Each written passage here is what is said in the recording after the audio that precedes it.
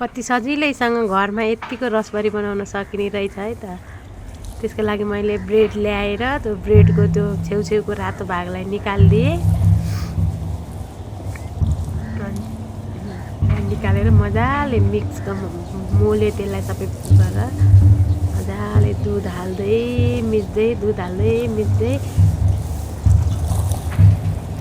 Mix गर्दै मजाले त्यसलाई डो बनाएँ।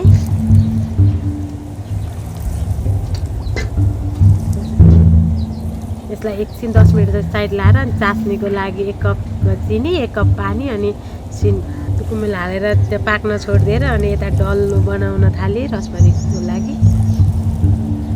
अनि सबै रेडी भइसक्यो। अनि यता चास्नी पनि रेडी भयो, यसरी छामेको रेडी भयो। अनि त्यसलाई एउटा गहिरो भाँडामा छानेर साइड लाएर राख्दै सेलाउनको लागि।